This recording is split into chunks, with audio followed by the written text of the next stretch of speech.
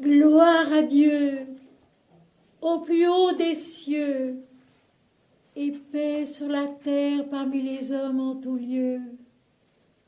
Gloire à Dieu, au plus haut des cieux, et paix sur la terre parmi les hommes en tout lieu. Notre Père qui es aux cieux, que ton nom soit sanctifié, que ton règne vienne, que ta volonté soit faite sur la terre comme au ciel. Donne-nous aujourd'hui notre pain quotidien. Pardonne-nous nos fautes comme nous les pardonnons à ceux qui nous ont offensés. Ne nous laisse pas tomber dans la tentation, mais délivre-nous du mal. Car c'est à toi qu'appartiennent le règne, la puissance et la gloire, au siècle des siècles. Seigneur, garde-nous des cœurs reconnaissants Jésus-Christ. Seigneur, bénis tous tes enfants. Seigneur, bénis tous tes enfants. Seigneur, prends pitié des hommes. Que ta miséricorde, ta grâce, ta puissance régénératrice descendent dans le monde entier, dans tous nos cœurs, dans tous les peuples. Seigneur, béni soit ton nom. Seigneur, béni soit ton nom. Amen.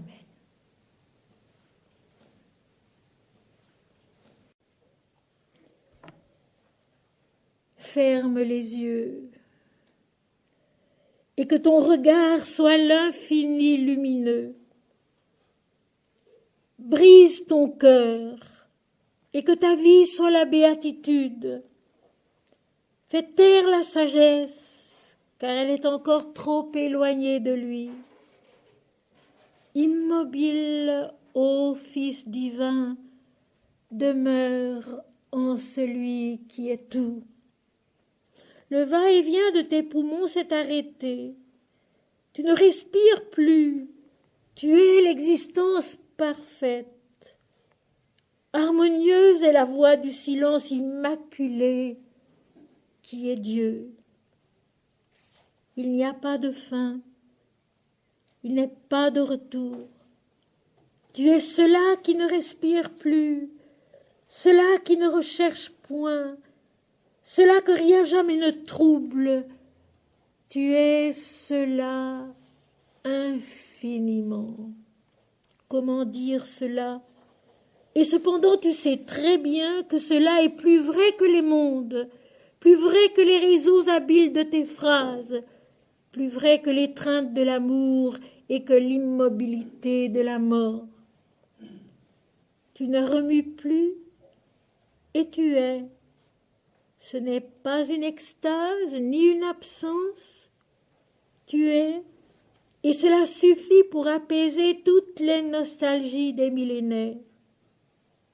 Tu es la lumière qui t'envahit, l'amour qui rayonne de toi, la béatitude qui te pénètre, la vérité qui ne se renie jamais.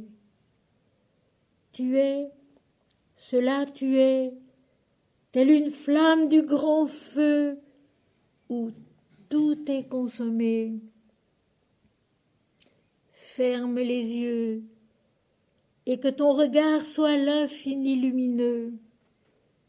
Brise ton cœur et que ta vie soit la béatitude.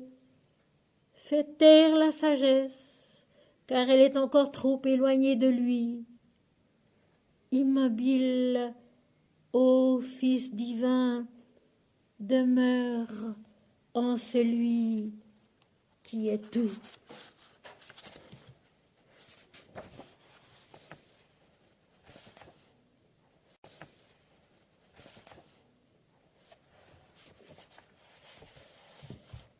Si tout n'était que lumière, alors je serais en toi, Seigneur, la lumière éternelle. Si tout n'était qu'amour, alors je serais en toi, Seigneur, l'amour éternel. Si tout n'était que béatitude, alors je serais en toi, Seigneur, la béatitude éternelle. Si tout n'était que perfection, alors je serais en toi, Seigneur, la perfection éternelle. Si tout n'était qu'intelligence, alors je serais en toi, Seigneur, l'intelligence éternelle.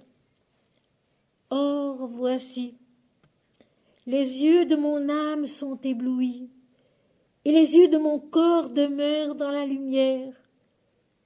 Tout est toi, tout est cela, et les battements de mon cœur sont infinis. Or, voici, tout est, et rien ne s'altère plus. L'absence de toute anarchie dans la pensée qui s'apaise révèle l'existence immaculée. Au lent sommeil des morts, le ciel s'est réuni, et les vivants de la terre ne s'affrontent plus. Il est une béatitude de ton corps, Seigneur, dans l'univers radieux de ta vie. Et ça, c'est l'Apocalypse, mes amis. Ça, c'est notamment l'Apocalypse chapitre 1er, mais ça, c'est l'Apocalypse.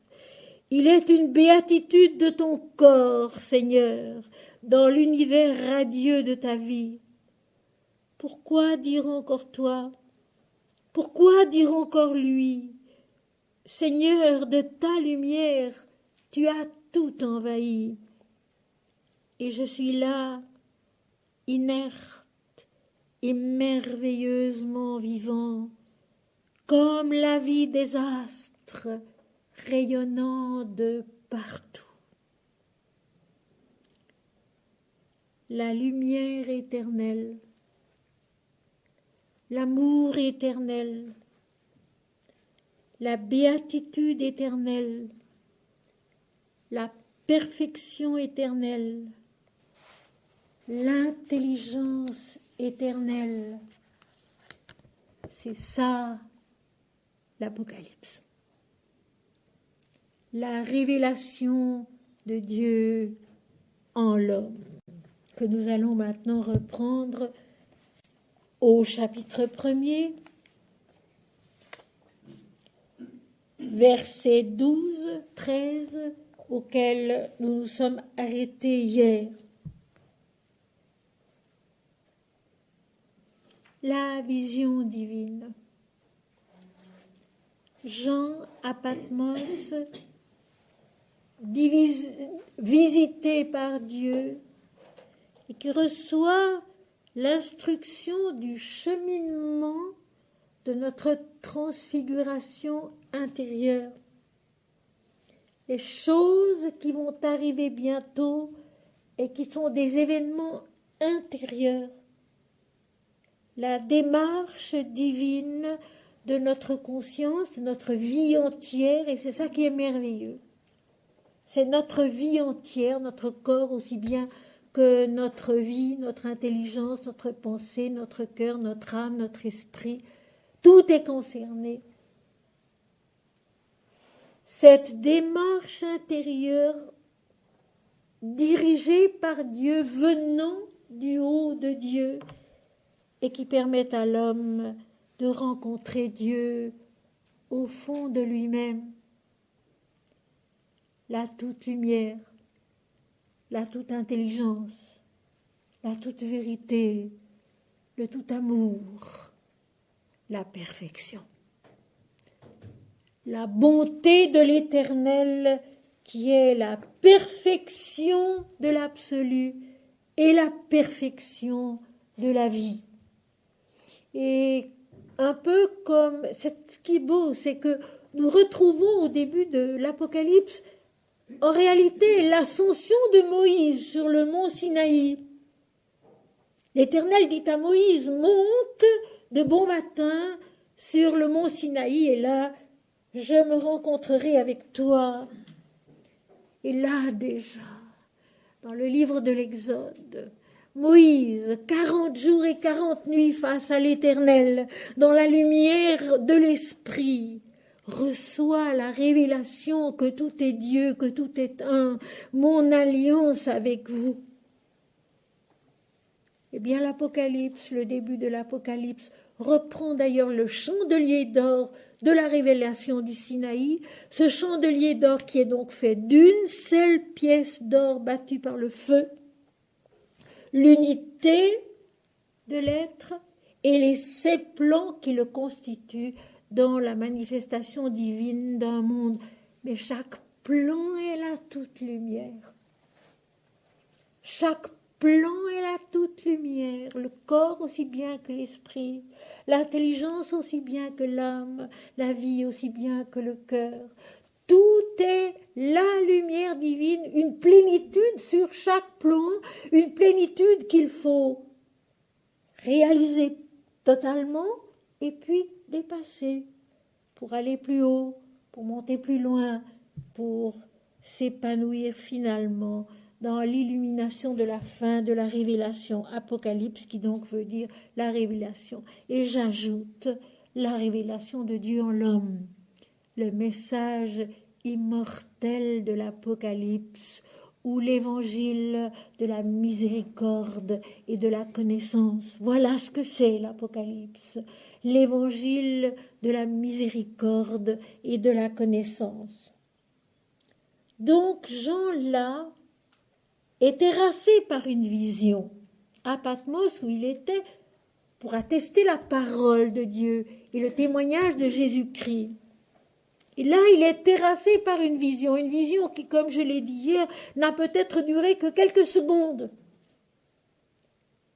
Et s'il était des personnes autour de lui, personne n'a rien vu. Soyez bien tranquilles.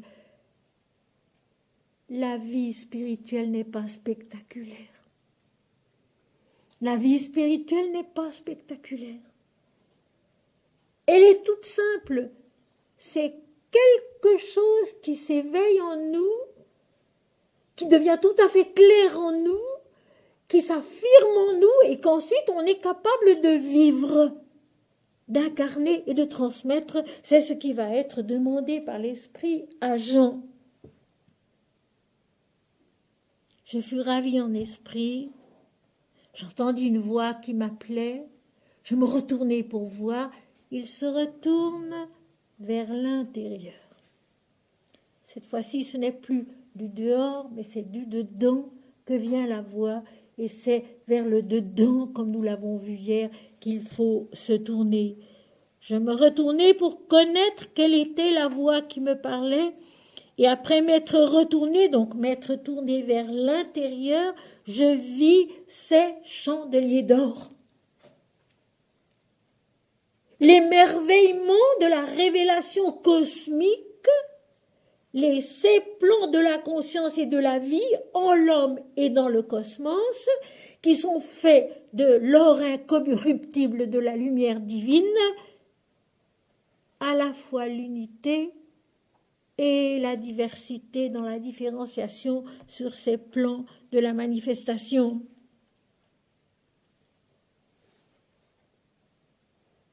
Au milieu des 7 chandeliers, quelqu'un qui ressemblait à un fils d'homme, quelqu'un.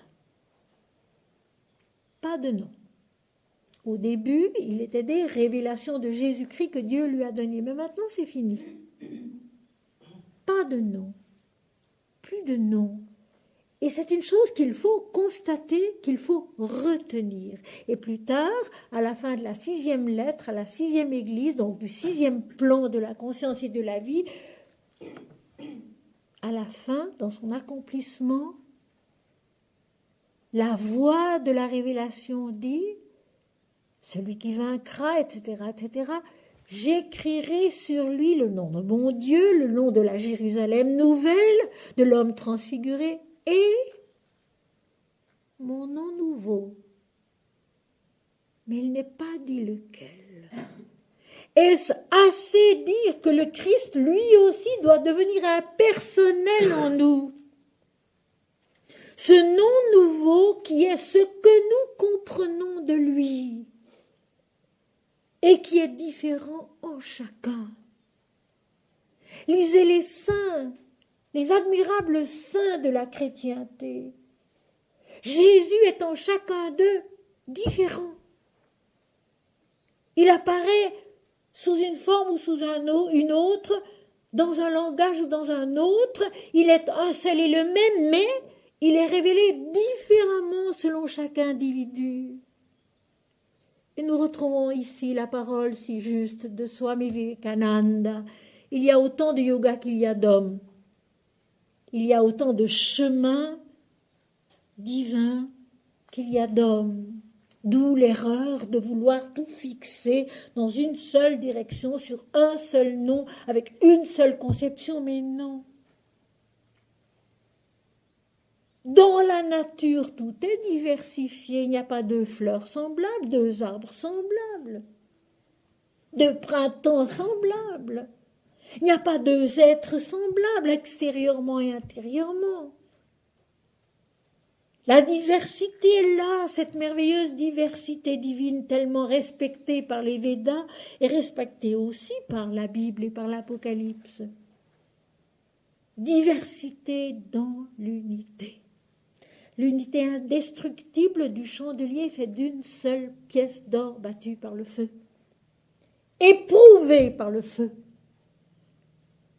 de l'adoration, par le feu de l'amour, par le feu purificateur de la vérité. Et au milieu des 16 chandeliers, quelqu'un, une stature. Et une stature, vous allez le voir, qui est lumineuse. Et dans la vision qu'on peut avoir de l'invisible, à certains moments de grâce, effectivement, apparaissent parfois des statures qui sont simplement une stature lumineuse. Dans mon journal spirituel, j'en parle de cela. Simplement une stature lumineuse, quelqu'un qui portera désormais en nous le nom qu'il se donne lui-même, le nom de sa propre révélation de soi en nous, le nom nouveau de Jésus, qui est tout autre chose que ce que nous avons pu penser avant. Comme la Bhagavad Gita l'explique à propos de la connaissance de Dieu, au-delà de la différenciation, au-delà du mental dualiste, la connaissance de Dieu dans sa réalité divine et non pas selon nos conceptions humaines mentales. Donc, au milieu de ce cosmos, qui est fait de l'or incorruptible de la lumière. Et là, nous retrouvons le dieu Vayu de l'Inde, qui est l'incorruptibilité de la matière, qui est divine elle aussi. Les 16 chandeliers d'or qui sont le cosmos, les 7 plans de la conscience et de la vie en l'homme et dans l'univers. Et au milieu, quelqu'un qui ressemblait à un fils d'homme, une stature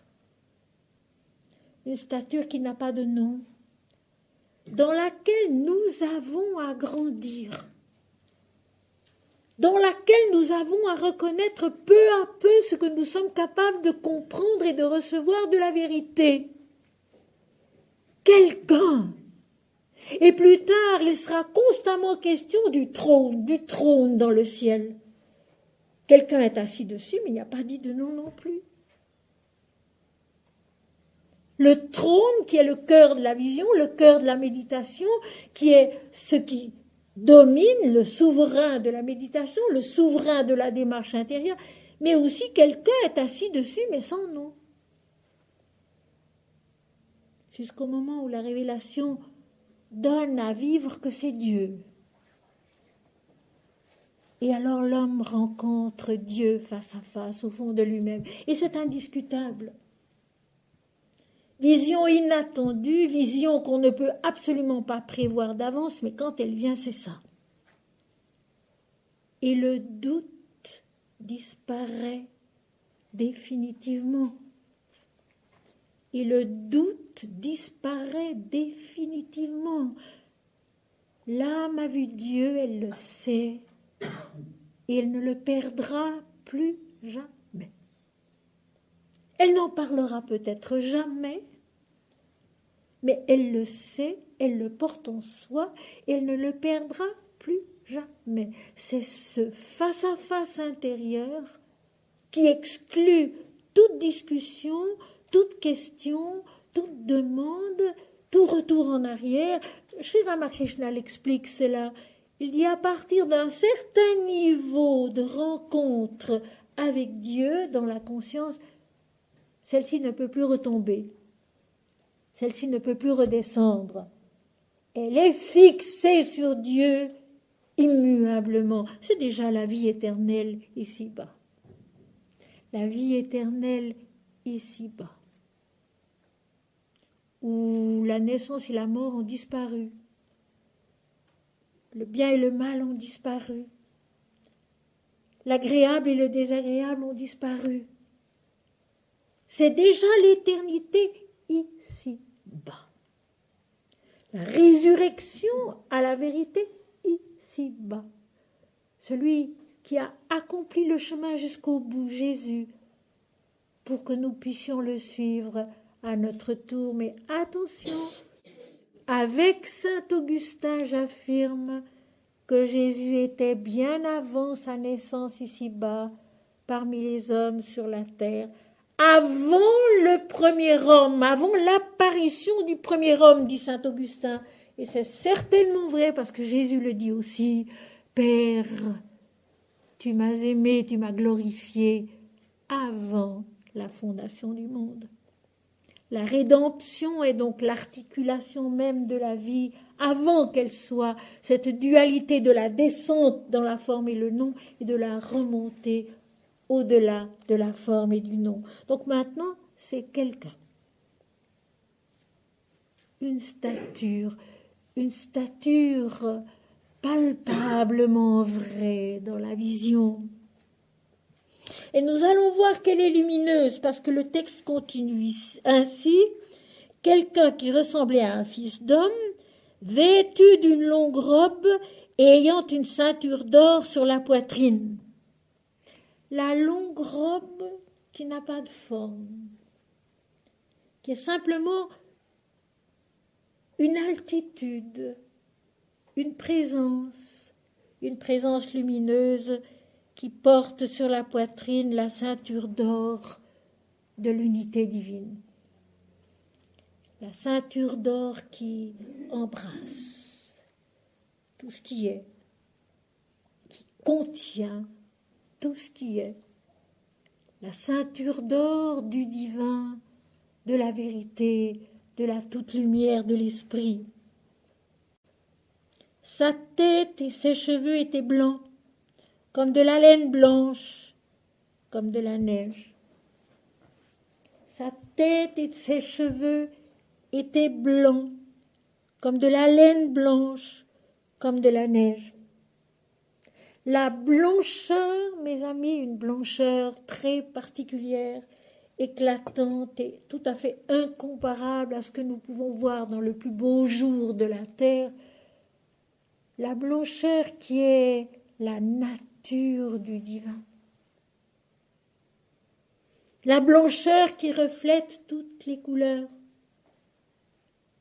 La blancheur intacte sur laquelle passent toutes les images, passent toutes les circonstances, qui s'effacent finalement dans cette blancheur, dans cette unité, dans cette sérénité, dans ce silence où il n'y a plus que la blancheur de la lumière, l'océan indifférencié des hindous. D'ailleurs, nous le retrouverons ailleurs, cet océan indifférencié des hindous au chapitre 7, la mer de verre qui se trouve devant le trône de Dieu. Et vous savez, je le remarque ceci, parce que c'est tellement beau de voir que dans la Bible, tout est là.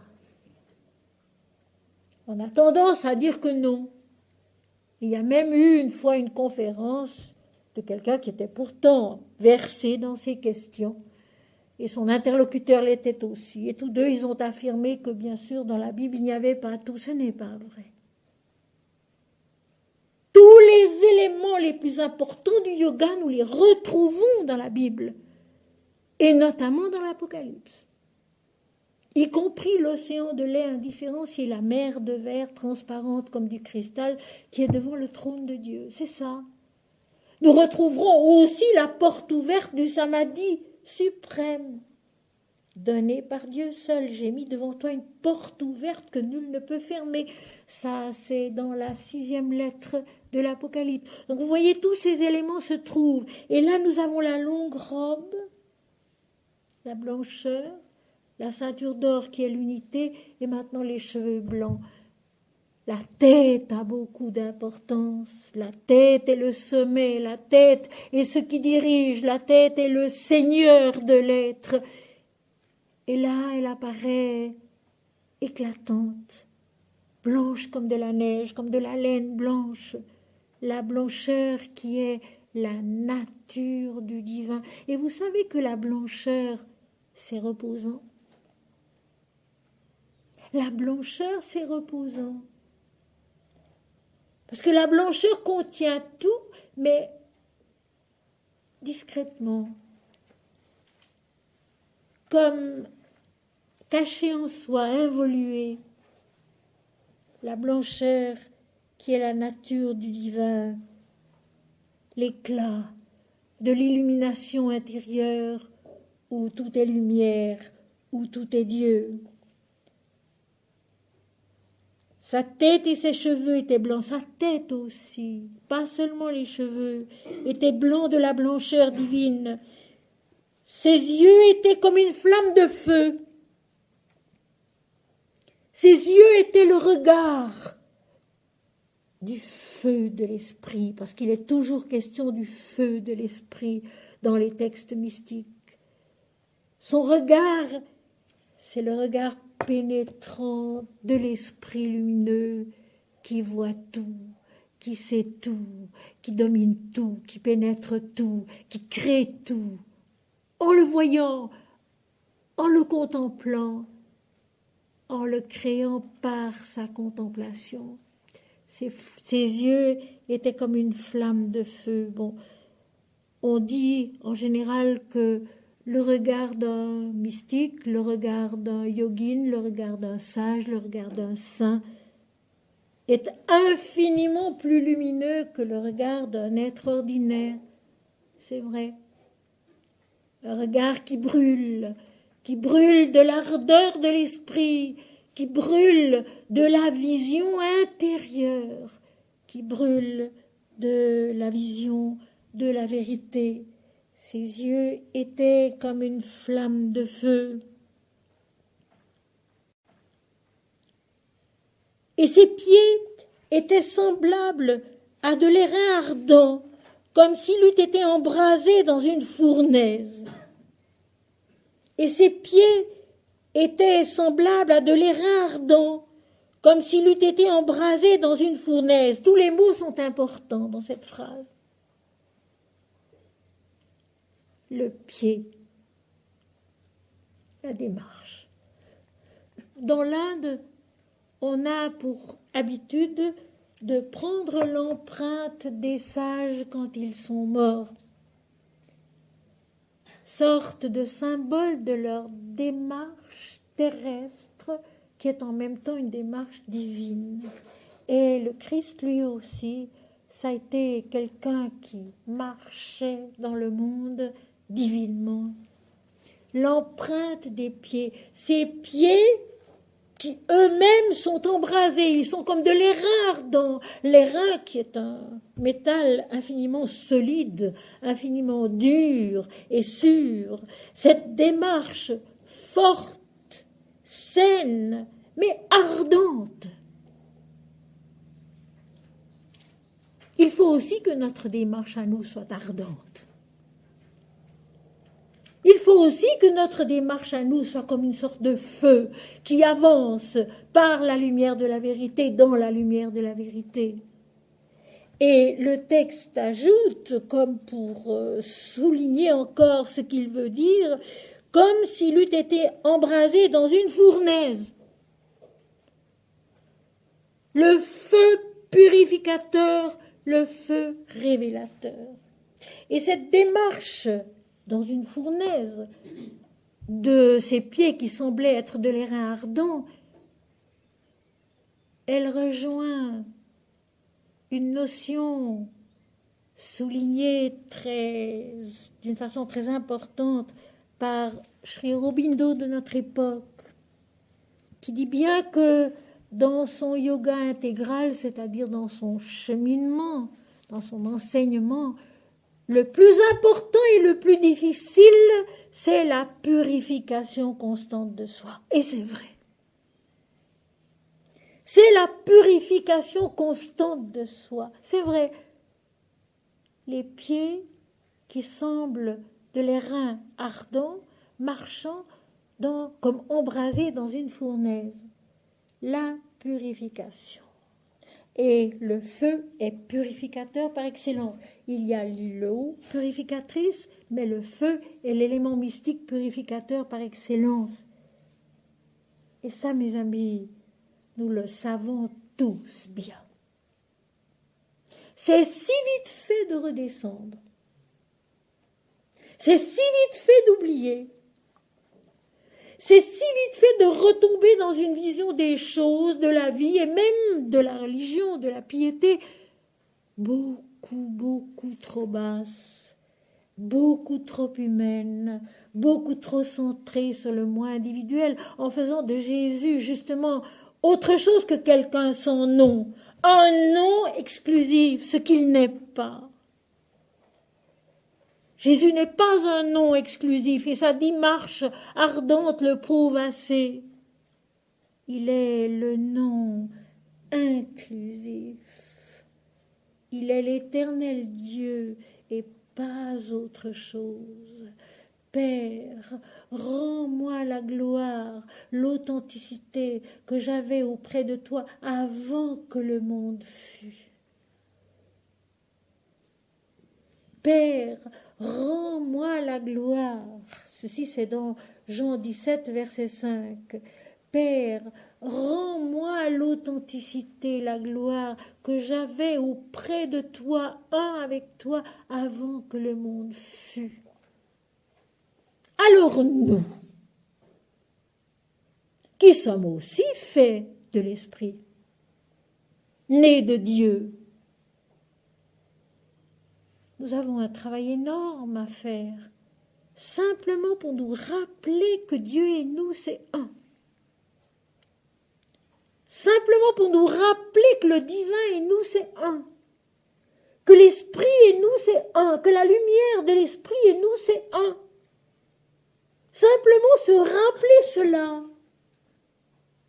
Et je peux vous dire que moi-même, au milieu de tous mes travaux et toutes mes obligations terrestres, quand je dois me remettre à travailler un texte pour une conférence, je ne peux pas tout de suite. Je ne peux pas tout de suite. Et je n'ai souvent ni le temps, ni la force de me mettre à méditer. Avec l'âge, c'est devenu plus difficile. Je n'ai souvent plus le temps, plus la force de me mettre à méditer pour me préparer comme je le faisais autrefois.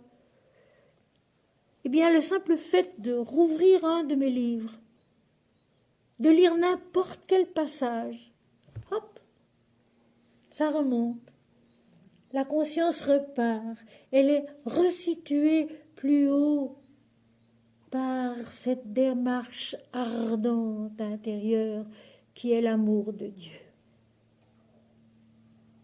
Par cette démarche ardente intérieure qui est l'amour de Dieu. Ça, il faut s'en souvenir parce que c'est possible pour tous cela. Une fois qu'on a appris à le faire. Nous sommes des élèves, nous sommes des disciples, il faut apprendre, et apprendre encore et toujours. Quand on a appris à aller rechercher à la bonne source quelque chose qui nous permet de remonter, de purifier toute cette lourdeur qui est en nous, nos soucis, nos ennuis, nos regrets, nos désirs, notre lassitude, notre doute, et tout ce qui peut arriver dans la vie. Mon Seigneur et mon Dieu.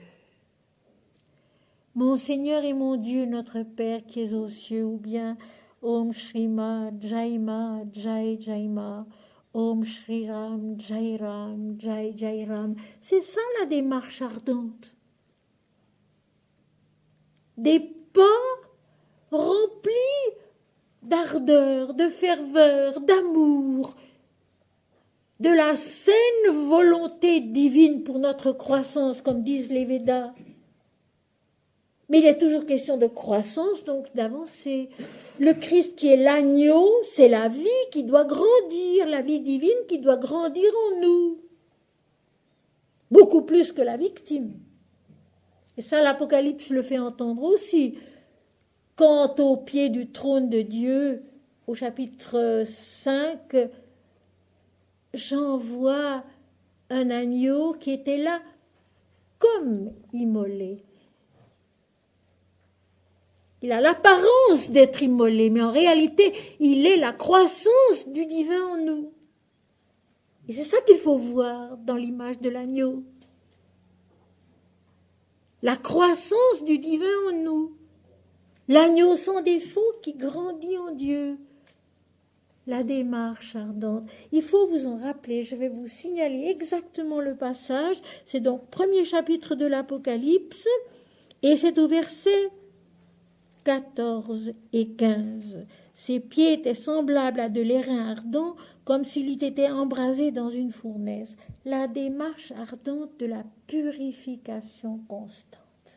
Alors, mes amis, je vous en prie, ne tombons pas dans l'erreur qui a été commise,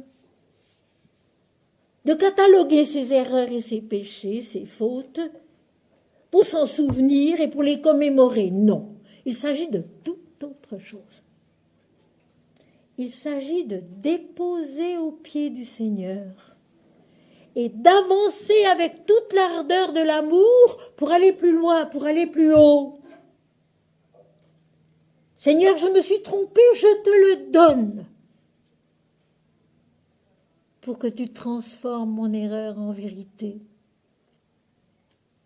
Seigneur, tout ce que je suis, tout ce que je ne suis pas, ma faiblesse, mes difficultés, je te les donne pour que toi, tu en fasses le tremplin d'autres choses. Et comme je l'ai dit hier, la maladie elle-même vient à notre secours et nous permet d'avancer bien souvent.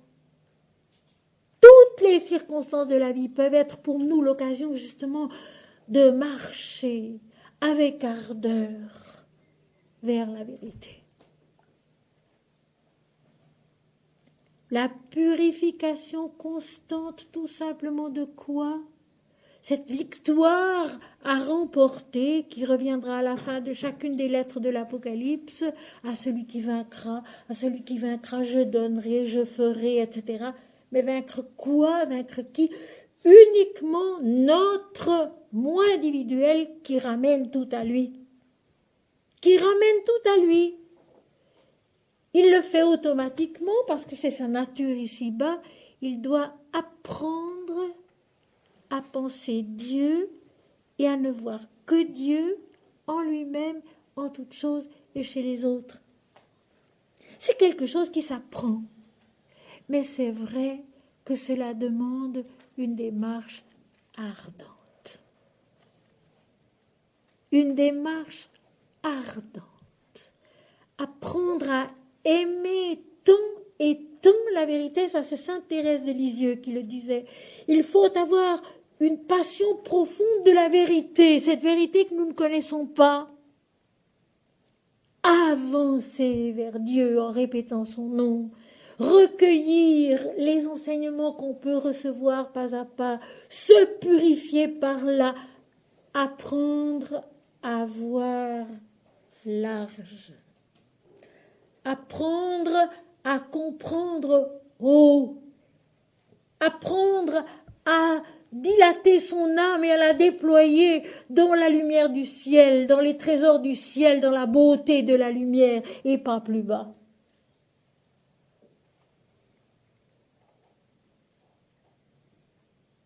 Je pense à ces matins souvent gris au cours de l'hiver, où lorsqu'on ouvre ses persiennes, le soleil est là, il est levé puisqu'il fait jour, mais on ne le voit pas. Et quand on s'en va à la fenêtre ou sur une terrasse pour adorer, à un moment il apparaît. À un moment il perce les nuages. À un moment il nous regarde. À un moment il montre sa face de lumière. C'est vrai matériellement, ça doit devenir vrai intérieurement et spirituellement. Au travers des nuages qui sont en nous, le soleil peut paraître. Mais pour cela, il faut notre démarche ardente, notre ferveur, notre amour, notre adoration qui fait que le soleil paraît, qui fait que la lumière paraît, parce que dans un petit moment, notre pensée est pure. Notre amour est pur, d'égoïsme et d'orgueil. Notre bonne volonté, notre consécration est pure. Parce que comme nous l'avons vu hier, nous sommes des sacrificateurs pour Dieu sur la terre. Nous sommes des sacrificateurs pour Dieu sur la terre. Notre vie ici-bas n'a pas d'autre sens que de connaître Dieu, de grandir en Dieu. Nous sommes des sacrificateurs pour Dieu ici-bas. C'est dit dans l'Apocalypse et c'est vrai. La purification, la partie la plus difficile du yoga, de la piété, du chemin pour grandir en Dieu, mais aussi la plus indispensable. Et l'image du verset 15 de ses pieds semblables à de l'airain ardent, comme s'il eût été embrasé dans une fournaise, est absolument juste, est absolument vrai. La démarche ardente de la dévotion qui conduit peu à peu à une connaissance grandissante de la vérité du Seigneur. Il est toujours question de quelqu'un, donc c'est tout à fait indéterminé, c'est tout à fait impersonnel. Croître en quelque chose qu'on ne connaît pas, mais qui est et qui vient à notre rencontre dans toute sa puissance et dans toute sa vérité. Et sa voix était comme le bruit des grandes eaux. Nous avons eu tout à l'heure le tonnerre, maintenant nous avons la voix semblable à des grandes eaux. Et comme je le disais hier, que ce soit le tonnerre ou les grandes eaux dans la Bible, cette voix, c'est le silence. Le silence divin qui remplit tout l'espace sonore, qui nous remplit tout entier. Et il n'y a plus de place en nous pour aucune autre écoute que celle de cette voix. De cette voix qui ne s'entend pas et qui pourtant est tellement puissante qu'elle remplit tout l'espace sonore et ne laisse place pour rien d'autre en nous. La voix de la révélation. Voir et entendre, voir et comprendre, et par là recevoir en soi-même une certitude désormais ineffaçable. Ce n'est que lorsqu'on a vu, ce n'est que lorsqu'on a entendu qu'on peut avoir en soi-même une certitude inébranlable. Mais alors attention. Cette certitude inébranlable, il n'est pas du tout question de l'imposer aux autres. Comme la voix de la vérité en nous est silence, notre voix à nous doit rester silence aussi longtemps qu'il le faut. Pour qu'elle puisse nous parler sans avoir d'interférence avec toutes sortes d'autres éléments. Le chemin de l'esprit, c'est se taire. C'est se taire longtemps, parmi les hommes, dans sa famille. Avancer d'une façon ardente, oui, mais sans le laisser voir, sans en parler, sans le montrer, pour que Dieu puisse faire tout le chemin en nous. Et lui seul sait combien de temps ça prendra. Lui seul sait jusqu'où il veut nous conduire. Et lui seul sait si un jour il nous demandera de parler. C'est lui seul qui le sait, ce n'est pas nous. Encore la purification. Et puis cette voix qui, en effet, peu à peu, lentement, prend toute la place en nous. Si bien qu'il n'y a pas de possibilité de penser autrement, de parler autrement. On peut seulement apprendre à se taire et à écouter les autres, à les écouter beaucoup, à les écouter longtemps. Et c'est comme ça qu'on les aide. Pas forcément en leur parlant, mais en les écoutant. Et ceux qui croient qu'ils vont pouvoir aider les autres en parlant beaucoup se trompent. Il faut d'abord beaucoup écouter. Écouter, recueillir la voix de l'autre dans cette voix immense et toute pénétrante et toute envahissante qui nous habite et qui, elle, transforme toute chose, révèle toute chose sous un autre jour. Jésus lui-même le disait aux pharisiens, « Ma parole ne pénètre pas en vous. » On ne peut pas mieux dire. Ma parole ne pénètre pas en vous. Il sentait très bien le Christ que ce qu'il disait n'entrait pas, n'était pas compris, n'était pas reçu. Il faut beaucoup d'amour. Il faut beaucoup d'adoration silencieuse, de soumission, d'obéissance, d'humilité, pour que peu à peu la voix divine, qui est comme le tonnerre, qui est comme les grandes eaux, tout envahissante, prenne en nous toute la place. Toujours à nouveau, moi je. Toujours à nouveau, moi je. Et c'est pour tout le monde la même chose. Les saints racontent assez tous les combats qu'ils mènent. Ils le racontent d'une façon imagée en parlant de Satan. Et un Martin Luther a même lancé son encrier à la tête de Satan dans sa chambre où il traduisait la Bible. C'est amusant, mais c'est vrai. Mais ce qu'il faut savoir, c'est que Satan, il est en nous-mêmes, comme tout le reste. Tout simplement cette voix qui ramène tout à soi, tout à l'homme, tout à l'ego, au lieu de l'offrir, de tout offrir au Seigneur Dieu. Toute difficulté, toute souffrance, toute réussite, tout progrès, tout succès doivent être offerts à Dieu intégralement. Seigneur, je te le donne. Seigneur, je te l'offre.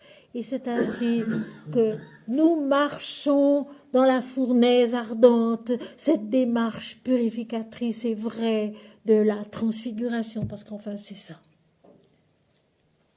Et sa voix était comme le bruit des grandes eaux. Elle était toute pénétrante, elle était convaincante, mais convaincante d'une façon tellement douce, sereine, patiente. Dieu est fidèle en nous. Il est tellement patient. Il est tellement serein. Il revient à la charge, doucement, gentiment, pour nous permettre de comprendre, pour nous permettre de dépasser, d'avancer. La voix tout envahissante de la vérité, tout simplement. Alors Mahananda Mahi, qui est infiniment pratique, dit tout simplement pour commencer, habituez-vous à ne jamais dire de mensonges. C'est tout simple, mais c'est très efficace. Habituez-vous à ne jamais dire de mensonge. Dites toujours la vérité. Ne la dites pas s'il vaut mieux ne pas la dire. Parce qu'il y a des fois où il vaut mieux ne pas la dire. On peut la penser, mais on peut sentir qu'il n'est pas juste de la dire. Mais ne dites rien dans ces cas-là. Habituez-vous à toujours dire la vérité. C'est déjà un pas en avant qui permet de recevoir la vérité plus vaste, plus grande, qui est la vision de la lumière, la vision de la vie, la vision de l'amour.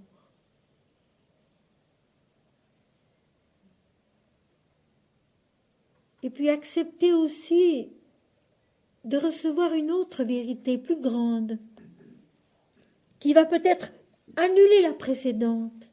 Et ça, il faut le faire. Il faut être capable de le faire.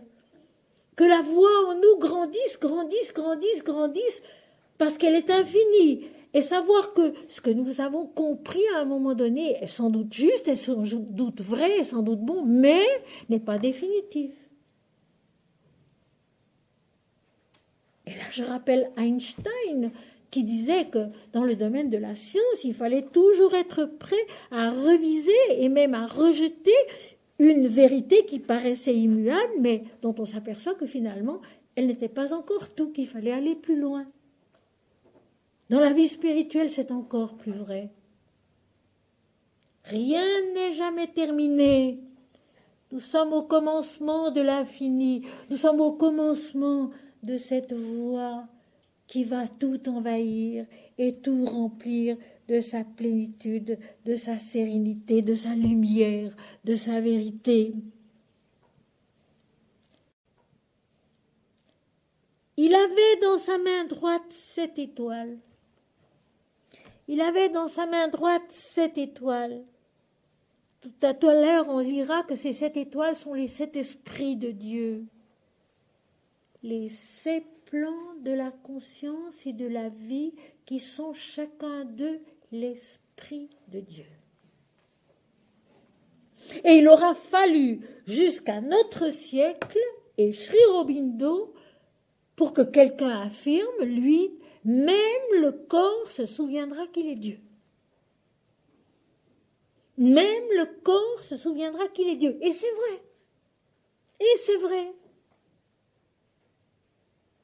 Lorsque Mahananda Mahi, observé par son époux, passait des nuits entières en méditation en Dieu et qu'elle prenait toutes sortes de positions yogiques qu'elle n'avait pas apprises, qu'elle ne connaissait pas, mais qui lui venaient, comme elle le dit, d'en haut, et c'est de là que ça vient, et c'est de là que ça doit venir. Toujours d'en haut, toujours de Dieu d'abord. Son corps se souvenait qu'il était Dieu, et il agissait selon la mère divine, selon le divin. Et le sourire qui venait sur son visage était le sourire du divin et non pas son sourire à elle.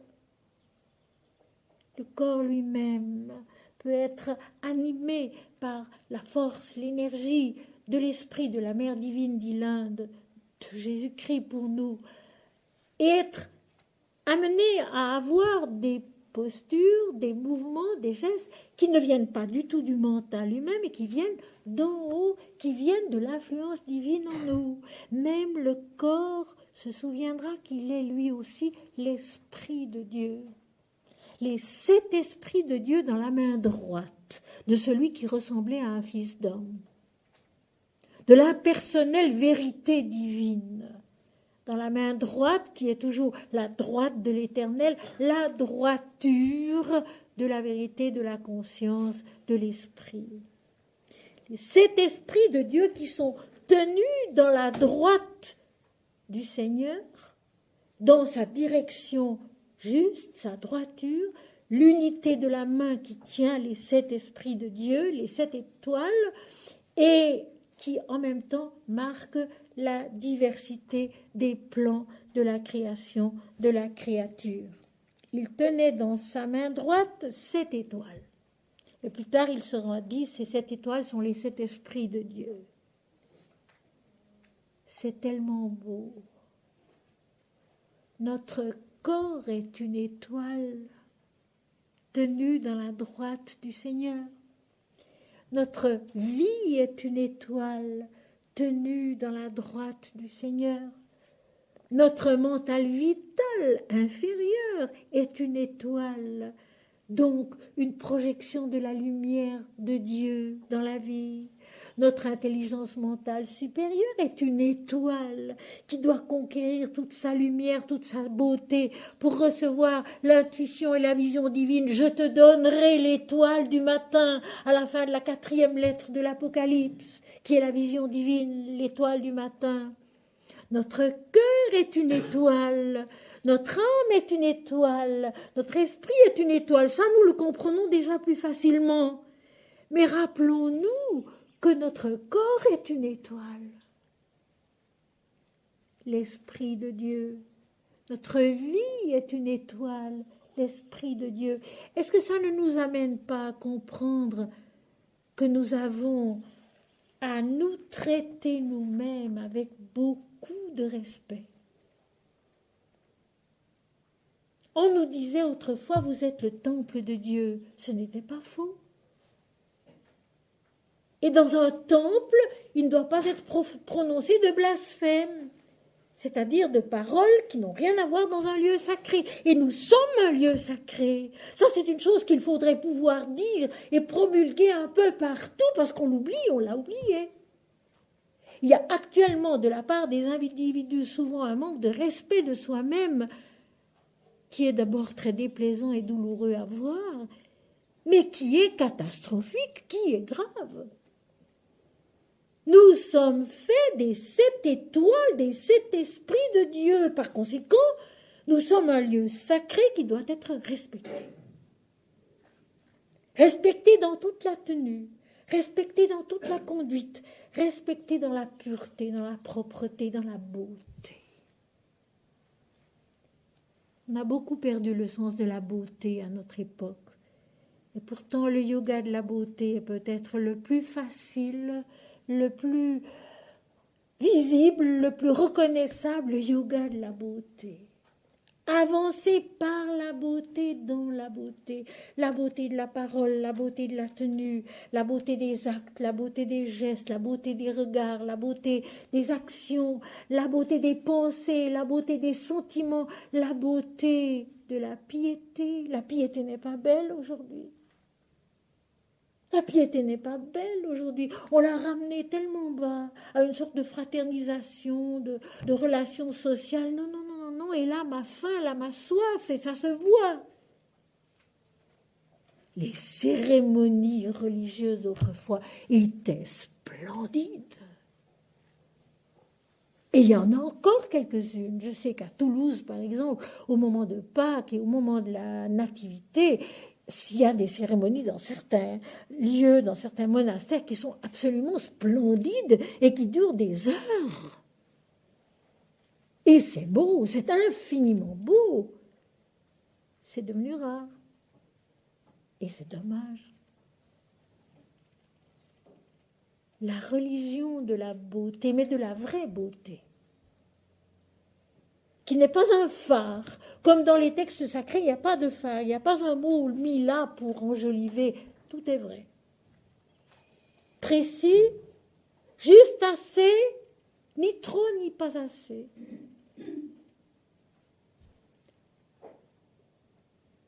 La démarche ardente qui devient la recherche de la beauté en tout,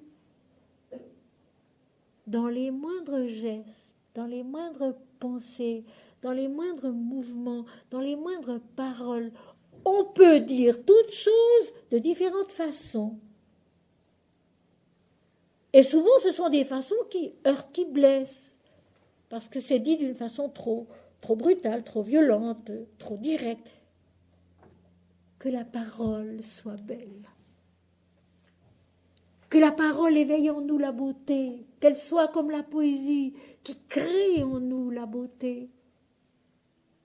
Et tout va mieux. Quand on crie, quand on parle mal, quand on s'insulte, on se fait du mal à soi-même et on fait du mal autour de soi. Alors nous en revenons à la maîtrise de soi. Et pour avoir une démarche ardente dans une démarche de les reins embrasés comme dans une fournaise, eh bien, il faut avoir une grande maîtrise de soi. Maîtrise de ses sentiments, maîtrise de ses réactions, maîtrise de tout en nous. Cette maîtrise du yoga qui est en réalité un abandon à Dieu pour le laisser faire. Laisser faire Dieu. La grande voie, et puis maintenant, les 7 étoiles. Se rappeler que les 7 étoiles sont les 7 esprits de Dieu et chacun des plans de notre conscience et de notre vie sont une étoile. Si ce n'est pas beau. Si ce n'est pas beau. Se rappeler que nous sommes faits de 7 étoiles. De 7 étoiles divines qui sont tenues dans la droite du Seigneur, donc dans sa vérité, dans sa bonne direction. C'est beau et ça aide. Et de sa bouche sortait une épée aiguë à 2 tranchants. De sa bouche sortait une épée aiguë à 2 tranchants.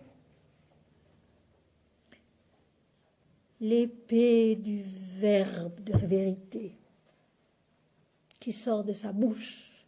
Comme dans les Védas, on supplie Agni ou Indra de faire sortir de sa bouche les paroles de vérité. Eh bien, l'épée qui est dans la bouche et qui a 2 tranchants, c'est le verbe de vérité qui tranche l'erreur vers le bas et vers le haut. Parce qu'il y a autant d'erreurs vers le haut que vers le bas. Le verbe de vérité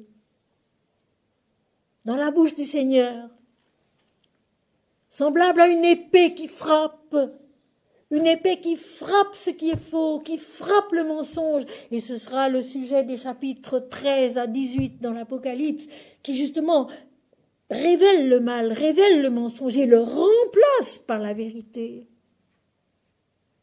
Parce que c'est ça qui est la révélation de l'Apocalypse, tellement puissante et tellement belle.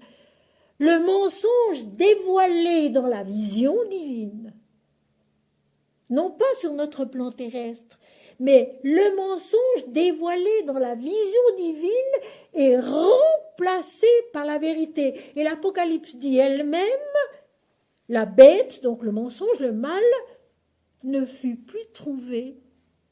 Elle était comme n'ayant jamais été. Il faut quand même le dire, des choses comme ça. La bête ne fut plus trouvée et elle était comme n'ayant jamais été. Donc le mensonge, le mal est annulé parce qu'il est remplacé par la vérité. Et ça aussi, ça doit être ce qui se passe en nous. Que l'erreur, le mensonge, l'illusion disparaissent parce qu'ils sont remplacés par la vérité. Et à ce moment-là, il n'y a plus de discussion, il n'y a plus de dualité. Nous vivons dans la vérité, dans la démarche ardente de la vérité, mais il n'y a plus de discussion parce que le mensonge, le mal ont disparu. Ils ont été remplacés par la vérité. Et dans la ville sainte, au chapitre 21 de l'Apocalypse, tout entre dans la ville. Les nations et leur gloire, les rois de la terre et leur gloire, tout entre. La seule chose qui n'y entre pas, c'est le mensonge. C'est l'illusion, c'est le mensonge du moi-je qui ramène tout à soi. Cela est non pas détruit, non pas anéanti, mais remplacé, transfiguré, remplacé par la vérité. Je me rappelle qu'en 1977, au Congrès international des religions, où j'avais dû représenter le Vedanta à Paris,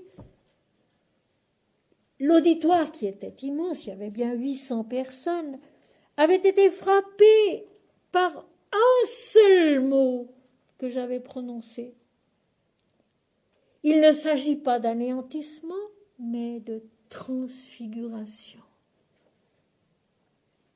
Il ne s'agit pas d'anéantissement, mais de transfiguration. Nous allons nous transformer, nous allons être transformés par l'influence de l'Esprit, par l'influence de Dieu en nous. L'épée à deux tranchants qui sort de la bouche de quelqu'un qui ressemblait à un fils d'homme et qui marchait au milieu de ses chandeliers, au milieu de la création et ses plans, au milieu de nous-mêmes. La discrimination divine qui tranche l'erreur vers le bas et vers le haut. Et vous allez me dire, mais comment? Et comment faire? Et comment savoir? Eh bien, c'est tout ce qu'il y a de plus simple. Au lieu de discuter, au lieu de réfléchir, au lieu de chercher midi à 14h et de lire beaucoup trop de livres, parce qu'on en lit beaucoup trop,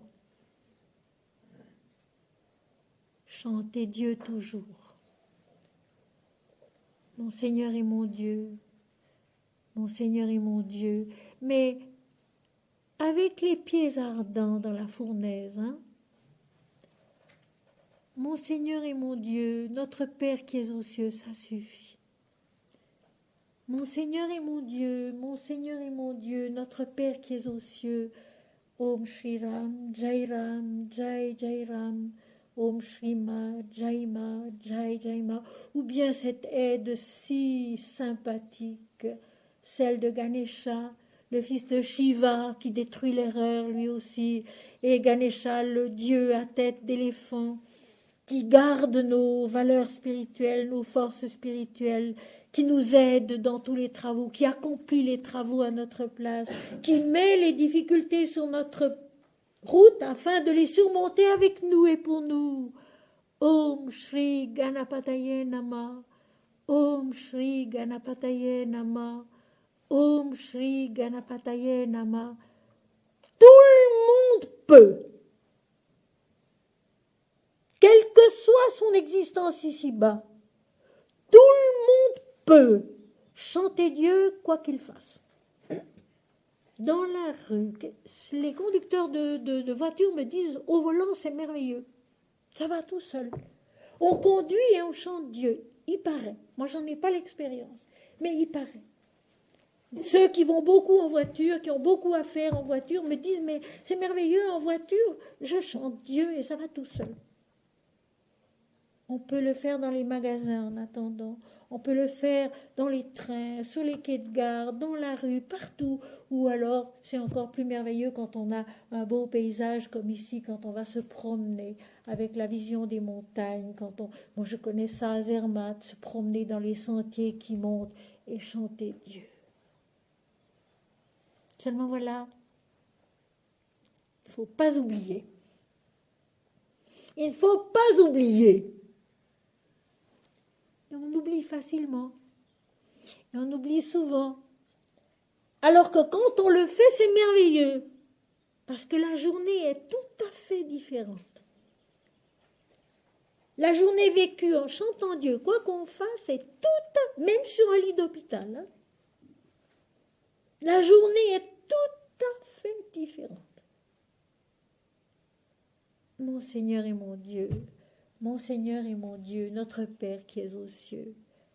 Om Shri Ram, Om Shri Ma, Om Shri Ganapataye Nama, Om Shri Ganapataye Nama. Et alors c'est vrai, c'est une démarche ardente, une démarche d'amour, où Dieu fait, où Dieu sait, où Dieu est finalement le Seigneur sur son trône en nous, dans notre vision intérieure. Il y a un trône, il y a une souveraineté. D'abord, on ne sait pas qui est assis dessus. Et puis un jour, on le voit. Dans l'Apocalypse aussi, à un moment donné, le trône de Dieu. Mais c'est tout à la fin. Jusque-là, c'est toujours un trône avec quelqu'un qui était assis dessus. Son nom. Et tout à la fin, c'est le trône de Dieu. Parce que la conscience purifiée longuement est capable de voir Dieu et de l'incarner. Mes amis, c'est tout le mystère de la nativité, c'est tout le mystère de Marie, Mère de Dieu. Une conscience pure, capable de concevoir Dieu et de le transmettre même sur les plans de l'incarnation. C'est tout. Et quand tout à l'heure, la voix dira à Jean, écris, plusieurs fois, écris, cela veut dire deviens, incarne et transmet à tous les plans de la conscience et de la vie. Ça, nous l'avons vu hier, aux sévilles de cette église. Transmet, écrit, conçoit tout en haut et puis fait descendre et transmet à tous les plans de la conscience et de la vie. Et ça, c'est souvent difficile.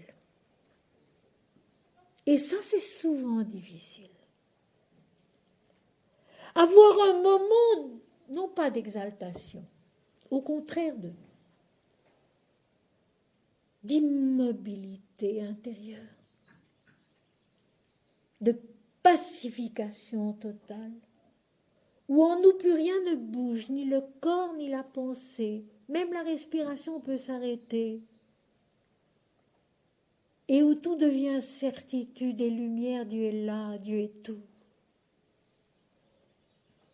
Un moment comme celui-là peut se vivre. Mais alors après,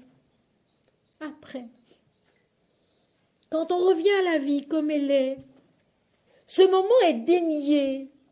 On ne sait même plus s'il a été vraiment réel ou bien une illusion, une sorte de rêve. On n'a pas de preuves sur le plan concret, s'il y en a des preuves. Mais la preuve, c'est la sainteté. La preuve de la vision juste, de la vision vraie qu'on a vécue, c'est la sainteté dans les actes.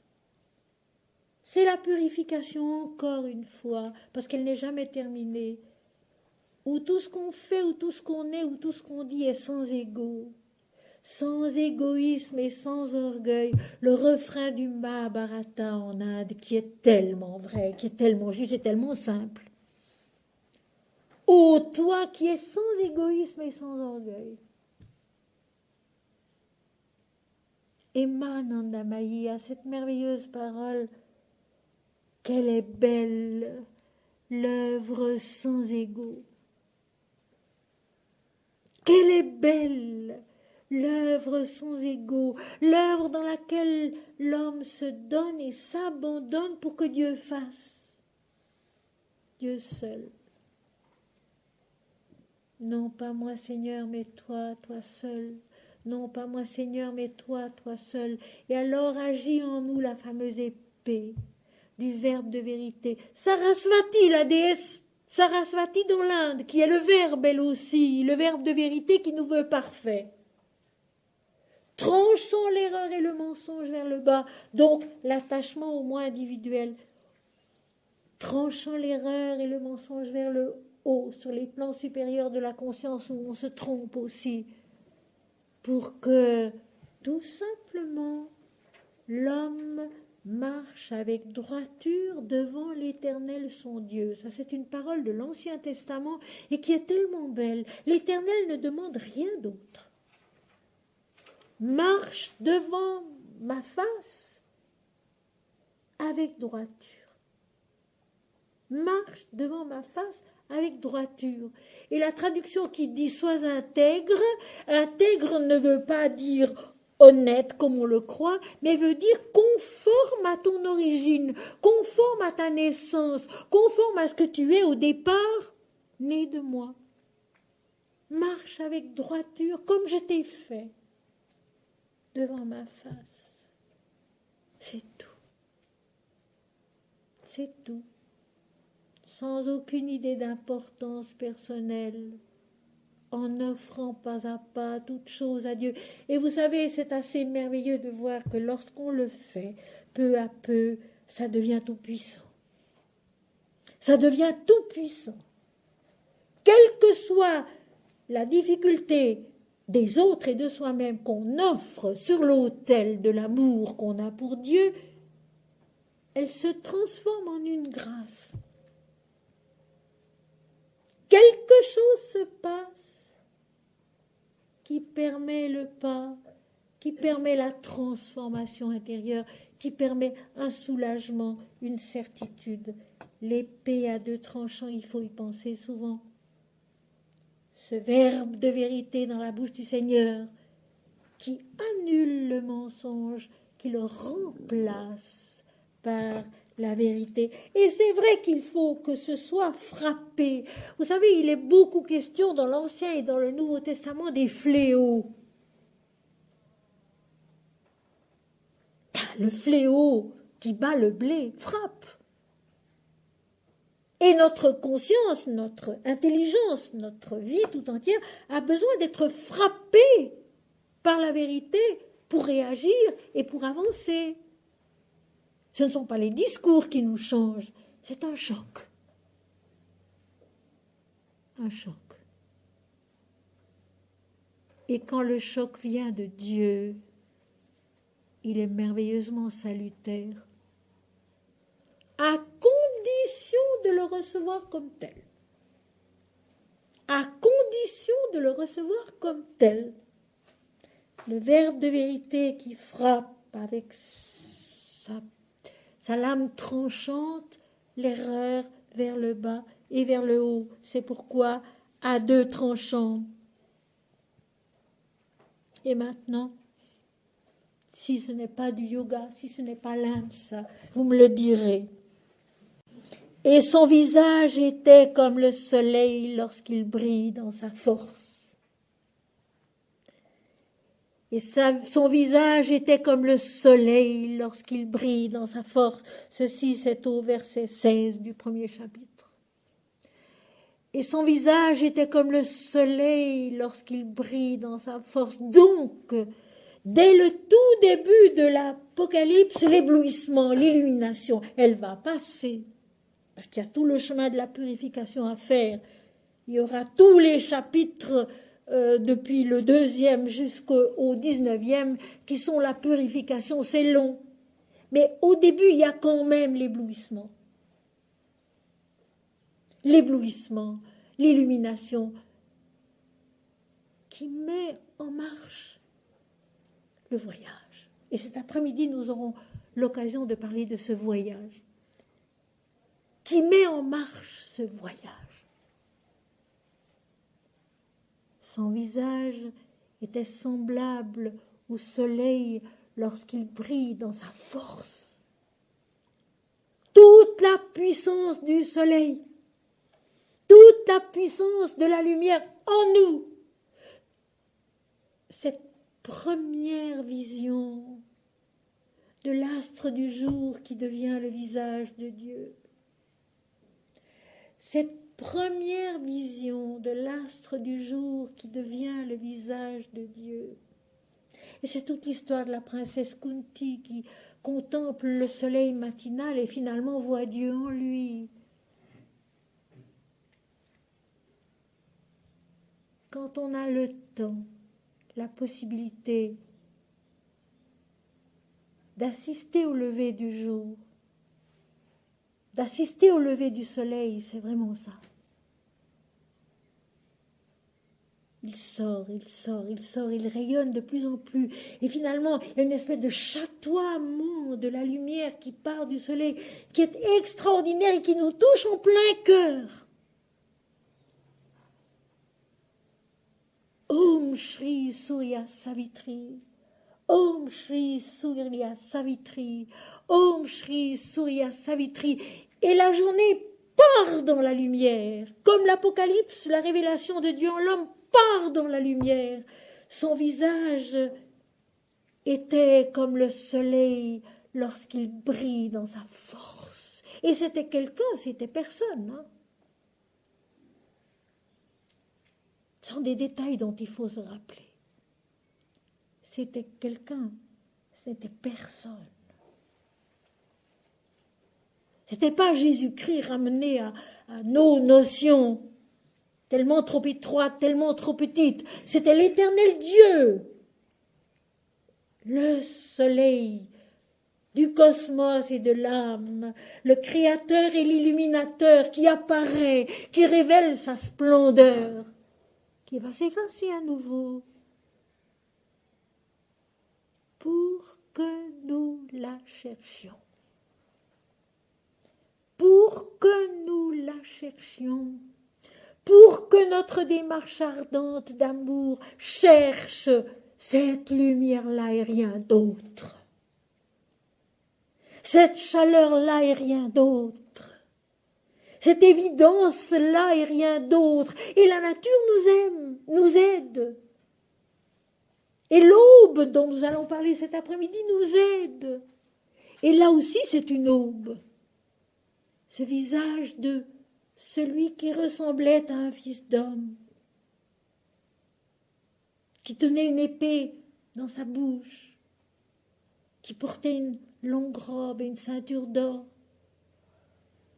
qui était revêtu de la blancheur divine, dont la démarche ardente était la purification de l'adoration, le verbe de vérité, la voix toute pénétrante de la vérité, rayonnante, lorsqu'elle veut bien se faire reconnaître. C'est le tout premier paragraphe de mon journal spirituel, ça.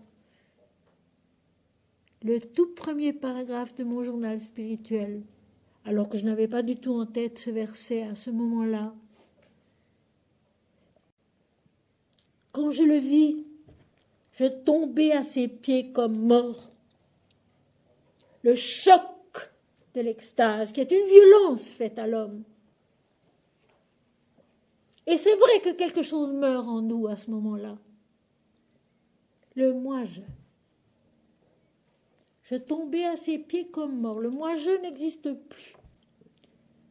La petite personne humaine et ses importances n'existent plus. Je tombais à ses pieds comme mort. Et alors la résurrection déjà. Ce que Jésus disait à ses disciples sur la terre. Ne craignez rien, levez-vous, partons, allons, continuons. Eh bien là aussi, quand je le vis, je tombais à ses pieds comme mort.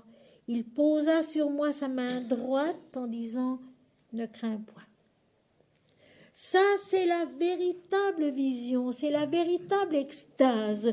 Quand on me raconte qu'on a eu une espèce de vision ou qu'on a eu à un moment donné un contact un peu particulier avec l'invisible et qu'ensuite on a eu peur, c'est que la vision venait du moi-je, c'est que c'était encore de l'imagination. La vraie vision apporte justement ça, ne crains point. La parole du Christ sur la terre qui est la même en nous-mêmes. Ne crains point. Il posa sur moi sa main droite qui pourtant tenait les 7 étoiles. Faut pas oublier. Il posa sur moi sa main droite qui tenait les 7 étoiles, les 7 esprits de Dieu, les 7 plans de la conscience et de la vie. Donc la structure divine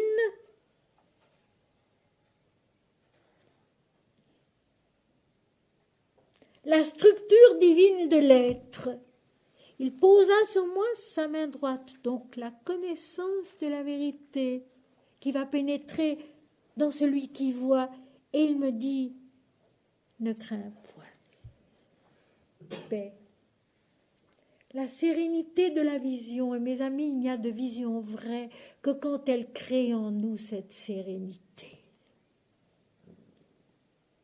Cet apaisement total, je dirais cet abandon à Dieu. Je n'existe plus. C'est Dieu qui est, c'est Dieu qui fait. Moi, je ne ferai que lui donner la main et le suivre. Ne crains point. Ne crains point. Je suis le premier et le dernier et le vivant. J'étais mort, et voici je suis vivant au siècle des siècles. Je tiens les clés de la mort et du séjour des morts. Je suis autrement dit l'éternité, l'immortalité. Ne crains point. Tout est un et tout est Dieu. Je suis le premier et le dernier, donc je suis ton commencement et ta fin et le chemin entre les deux. Et le vivant, il l'ajoute d'ailleurs, donc le devenir. Ne crains point, je suis ta propre substance, je suis ta propre vie, je suis ton commencement et ta fin, je suis ton devenir, je suis le premier, le dernier et le vivant, c'est-à-dire l'éternel Dieu, celui dont nul ne sort jamais, d'où tout est né et à qui tout retourne. Je suis le premier, le dernier et le vivant, j'étais mort. Et là, gardons-nous bien de penser uniquement à la mort du Christ sur la croix. Il était mort en nous. Il était inexistant en nous. Il était mort en nous, non révélé, non connu, non vécu. J'étais mort. Et voici, je suis vivant au siècle des siècles. Je suis l'éternité en toi. Nous sommes l'Éternel, nous sommes l'infini, même si nous ne le savons pas. Et c'est Swami Ramdas qui le disait à ses disciples, mais souvenez-vous, vous n'êtes pas temporel, vous n'êtes pas de ce monde, vous êtes immortel, vous êtes universel. Et Mahanandamayi ajoutant, apprenez à vous répéter, nous sommes l'éternité. Nous sommes l'éternel, nous sommes l'infini. Qu'est-ce qui peut être plus apaisant que cela? Non pas pour ne rien faire, mais pour remplir cet infini, cette éternité de notre démarche ardente, qui est le seul bonheur réel qui soit ici-bas. Le seul bonheur réel qui soit ici-bas. Notre démarche ardente d'adoration, de progression, de purification, d'amélioration constante. Mais là aussi, attention, il ne s'agit pas de s'observer et de se dire « tiens, j'ai fait des progrès, ou bien je recule, ou bien je n'avance pas ». Nous n'en savons rien. C'est Dieu seul qui sait, et il faut lui laisser être le juge de cela. Le souverain sur le trône, qui seul sait. Moi, je fais ce que je peux. C'est lui qui me révélera peut-être un jour ce que j'ai acquis, ce que j'ai amélioré. Mais moi, je n'ai pas à m'en occuper. Comme un bon élève, j'ai à me donner de la peine, voilà tout. J'ai à faire de mon mieux, voilà tout.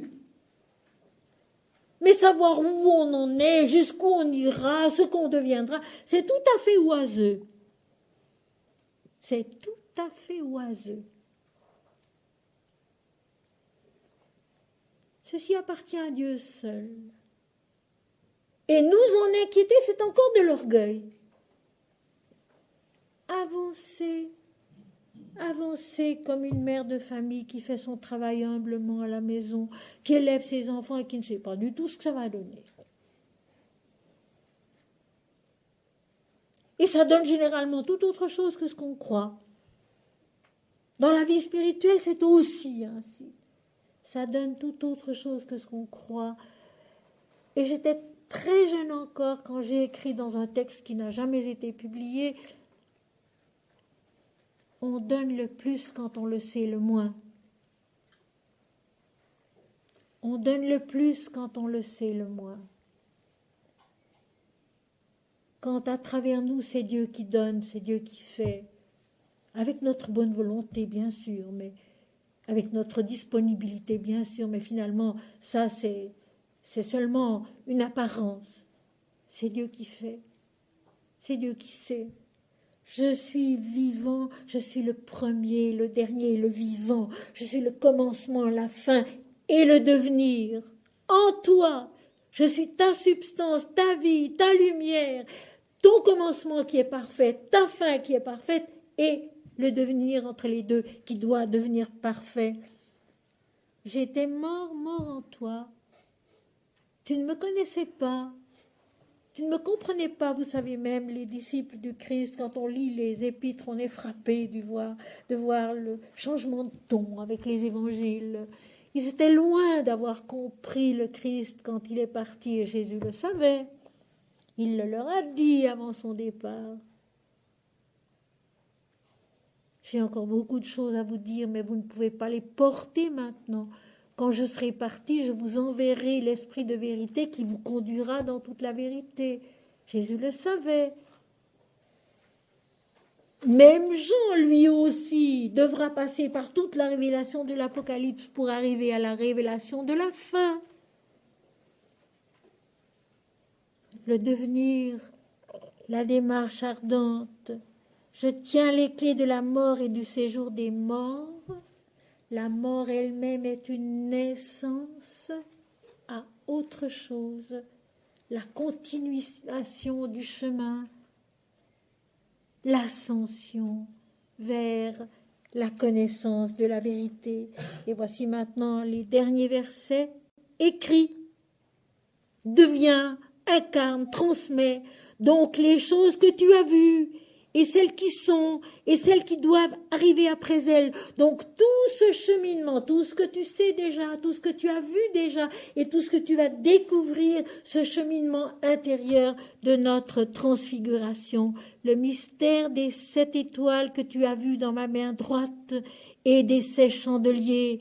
Les 7 étoiles sont les anges des 7 églises, donc l'âme de chaque église, la lumière divine de chaque église, et les 7 chandeliers sont les 7 églises, les 7 plans de la conscience et de la vie qui sont une assemblée convoquée par Dieu, parce que ecclésia en grec veut dire l'assemblée par convocation divine. Donc les 7 plénitudes des 7 plans qui sont des églises qui doivent être accomplies en nous-mêmes.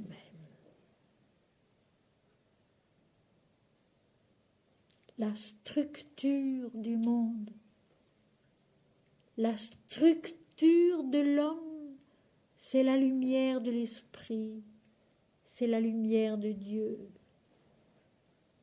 Notre commencement, c'est ça.